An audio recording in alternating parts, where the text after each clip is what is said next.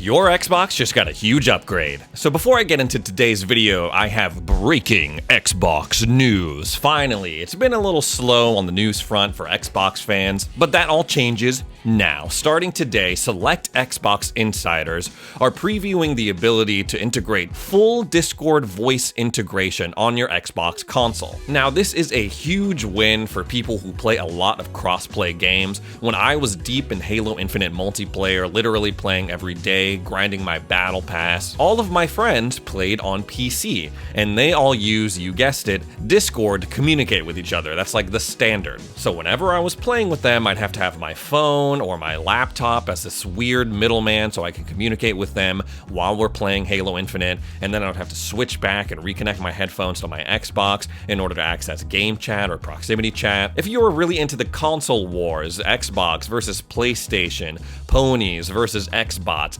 that's not really my thing, but if it's your thing, you can rejoice because we are getting this feature on Xbox before PlayStation. I think it was something like last year that Sony announced that it was going to integrate Discord onto PlayStation consoles, but all that really came out of that was the ability to link your PSN account, your PS Plus account, to Discord, which is something that you could do on Xbox side for a while. You could connect your Xbox Live account to Discord and have it fully integrated so people can know what you're playing when you're playing Xbox, and it'll show up on your little Discord. Still have yet to see Discord voice chat on PlayStation consoles though. This is something I feel like a lot of people have been waiting for, have been dreaming about, especially around last year when people were hoping that Microsoft was going to buy Discord outright. According to the news surrounding that, Microsoft offered Discord $12 billion to buy them outright, but then Discord was like, nah, we're gonna remain independent. We were like, oh, that's a huge bummer. We want a Discord on our consoles. We also sort of had a tease for a Discord workaround on consoles for a while. You could actually go to the Discord website on Microsoft Edge on your Xbox, your Series X, your Series S, whatever, and have it run that way, but you couldn't have that setup run in the background while you were doing anything else like playing games. So yeah, overall, a great day. Like I said, this is only available for select Xbox Insider, so I assume that is the Alpha and Alpha Skip-Ahead rings. If you want more information about how you could become an Xbox Insider, make sure you go on your Xbox and download the Xbox Insider Hub app. If you want to test some of these like really cool features like this Discord one, you're gonna have to put in a little bit of work because you have to be invited to the top tier rings of the Insider program. I'm talking the Alpha and the Alpha Skip-Ahead. But overall, a great improvement for Xbox. Discord is like, everyone has a Discord, right? Especially if you're a gamer, I feel like. And I hate to say it, but it's leagues and bounds better as a communication tool than Xbox Game Chat, Xbox Party Chat. So having that option on consoles going forward, knowing it's going to be rolled out to the general public sometime in the near future, it's really exciting, and I think it's a great option to have. Should Xbox stop making consoles? Let's take a look at all the crazy places you can play Xbox and see if they hold up. Just a reminder, if you take a look down at the description below, I have links for all sorts of Xbox gear. I've been talking a lot about the ultimate wired Xbox controller by 8BitDo. That's down there as well. You can buy it through Best Buy. If you want to get in on this new generation of Xbox cloud gaming, I also have some links for some Samsung TVs that support the Xbox Game Pass app that they're coming out with. So this generation, Xbox has been making a ton of interesting decisions. The headlighting ones, obviously, are these huge acquisitions they've been doing. Flying a little bit under the radar amidst all of this has been Xbox's efforts in the cloud gaming space. It's become more and more clear that Microsoft has shifted its focus to just getting people to experience their games, no matter if it's on an Xbox console, a PC, or on your phone. Now, cloud gaming, that's something that interests me, but it's by no means perfect. First of all, in order to even enjoy cloud gaming as it's intended, you need to have a good internet connection. So anyone who lives in an area that doesn't have good coverage is automatically out. But even so, it's pretty interesting to see some of these games like Halo Infinite, Psychonauts, Forza being played on these different devices. We're gonna take a look at some of them now and see how they hold up. So I fired up cloud gaming on a number of devices: an iPhone, an iPad, a MacBook, a Steam Deck, and then a surprise bonus one that you'll see at the end of the video. So starting off with the iPhone, I played on my iPhone 13. It's not a mini, not a Max, not a Pro, not the one with like a million different cameras, just a regular iPhone 13. And I played using 5G. I didn't use Wi-Fi. I wanted to see how 5G would hold up. So for those of you who are not aware, you cannot download Fortnite on iOS devices. If you go to the App Store on your iPhone or on your iPad and you type in Fortnite, nothing shows up. It's like all these like other random related apps. And Apple had beef with Epic and they couldn't come to an agreement on like in-app purchases or whatever. But if you use this cloud gaming workaround that Microsoft has for your iPhone, you can play Fortnite. And what's even crazier is that you don't even need a Game Pass Ultimate subscription, which is what you normally need for cloud gaming. Now, me personally, I don't give a damn about Fortnite. I think collectively I've spent like 2 hours playing it in its entire existence. But whether you like it or not, whether you think it's cringe, whether you think it's amazing, whatever, it is one of the driving forces in the gaming industry right now. So in the spirit of that, I decided to play Fortnite on my iPhone. And honestly, guys, it ran pretty smooth. If I'm being completely honest, I was totally surprised because in my previous attempts to play any online shooters, it's been abysmal on cloud gaming. It's just been absolute trash. So I was pretty impressed on how well it was running. It wasn't the best, it wasn't the most optimal, but overall pretty smooth, I would say. The one thing I will say about playing on your phone, and a lot of people have come out and said this already, the screen is just too dang small. It's just too small for games like this. When you're using cloud gaming on your iPhone, the aspect ratio is kind of off. It doesn't fill the whole screen, the game. It's almost like your iPhone has bezels, even though they haven't had those on the iPhone since like, I wanna say iPhone 8 or like 7 or something like that. And some games even support touchscreen controls, which is kind of nice. You don't need an extra like controller like the Backbone or the Razer Kishi to play some of these games. But I can't imagine playing a game like that. It's like already the game is kind of small, and then you have the controls like overlaid on top of the game's display. I'm like, I don't know, man. Overall, the cloud gaming experience on the iPhone, a lot smoother than I thought. It is kind of obnoxious having to have the browser workaround, but again, I understand. It is also kind of cool having everything all neatly packed into one once you have the controller on there. So portability wise, I can see the potential there. But again, the screen is just too dang small, and especially when, you know, we look ahead to some of these other games that are maybe gonna be coming to the cloud gaming service in the future, like Redfall, like Starfield, all those things, I really don't think that is like the optimal way to play higher tier games like that. So on the iPad, I booted up Forza Horizon 5. I feel like that's a pretty good benchmark of a game because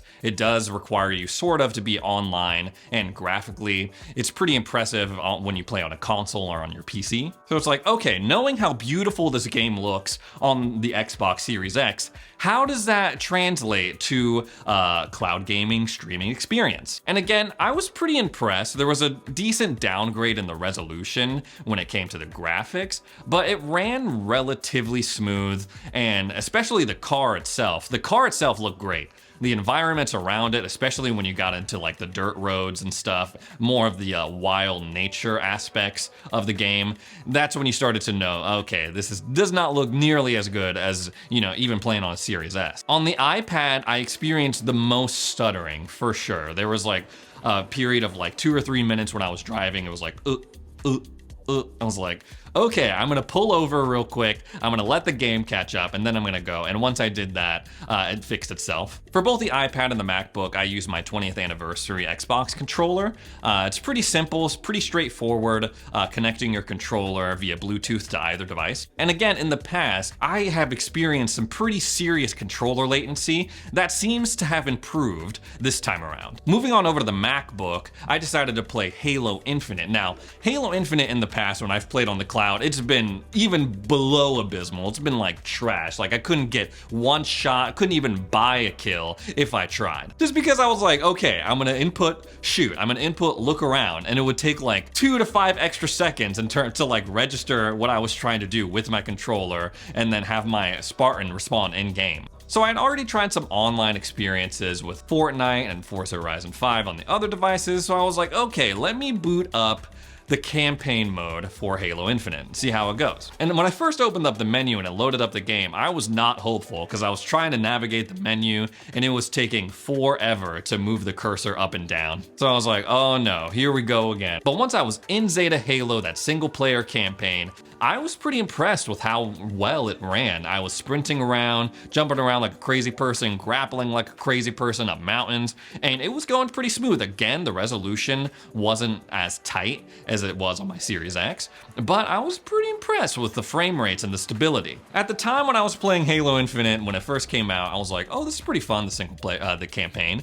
But when I was running around looking for stuff to shoot and kind of see how it would hold up, there was like not a lot of enemies, so I started to see the kind of talking point where people were saying, oh, this is a huge open world Zeta Halo for Halo Infinite's campaign, but what's in it? There doesn't seem to be a lot of life to it. But that's a side note. I went a pretty long time running around Zeta Halo and shooting at things, grappling at things like I was saying, until I hit my first freeze. And it was just very brief momentarily, and then I was back in the action. So overall, Halo Infinite on my MacBook, cloud streaming, pretty decent. It went a lot better than the last time I tried it. Both the iPad and the MacBook, obviously a huge upgrade over the iPhone when it comes to the screen usage. Definitely a way better experience. Then I moved on to the Steam Deck. It's always nice to have a friend that has a Steam Deck because it is like impossible to get one unless you pre-ordered it. So my friend Jimmy was kind enough to let me use his. Now he's talked about it a lot on his channel already, how you can run Xbox cloud gaming on your Steam Deck. And I've sort of checked it out before, but I wanted to dive back into it, see if anything's changed, see if anything's improved.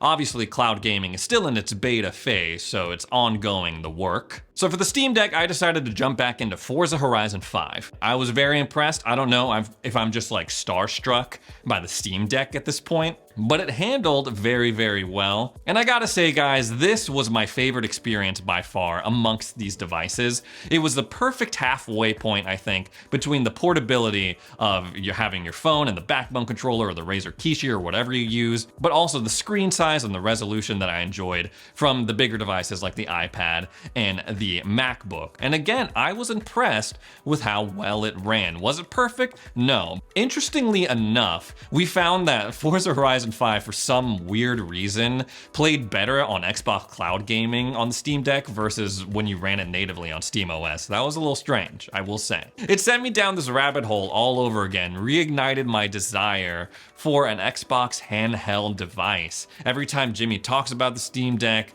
when I see him mess around with cloud gaming on the Steam Deck, I'm just like, oh, like, why? Like, the blueprint is right here. Just give us the handheld, Microsoft. Now I got the ultimate way to play Xbox. I'm in a Tesla. It's not my Tesla. A lot of people are in the comments saying like, oh, I'm rolling in cash or whatever. This is not my Tesla, but I promise I have permission to play cloud gaming in this Tesla. We're gonna see how it runs. We're gonna boot up Dude Maternal. Already, it was pretty easy, like, to sign in and things like that. All you gotta do is like bring up the browser on the Tesla, log in to xbox.com/play into your Microsoft account. Very straightforward, just like it is on any other device. Got a little bit of lag. And gotta love that 15 frames per second. It just skipped ahead like 2 minutes in the scene, I feel like. Oh yeah, that -2 FPS. It'll be great for a shooter like Doom, where it doesn't really matter how smooth the frame rates are. Oh, thank God, hold the skip. It took like a really long time. Oh yeah, baby. Yeah. Wait, I have no control.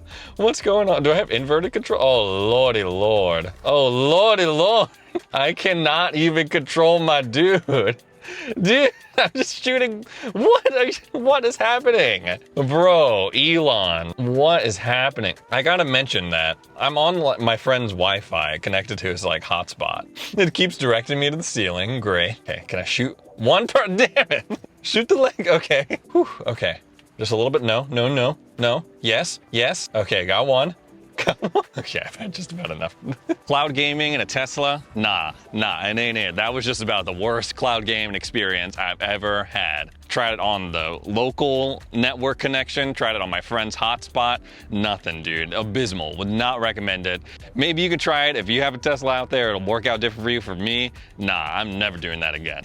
Cloud gaming, I think it's an interesting option. I don't think it's there quite yet. I think it needs a little bit more work in order for it to become this pillar that Microsoft is lifting it up to be. It is an interesting option to play these games on your phone, your MacBook, your laptop, which I've done in the past as well, but it's not a replacement quite yet for traditional console and desktop gaming. Will it be there one day? I don't know, man. Crazier things have happened in the game. When you look at gaming 10 years ago and you think about where it's going 10 years from now, I don't know, maybe it better be with all the resources that Microsoft is pouring into Game Pass and cloud gaming.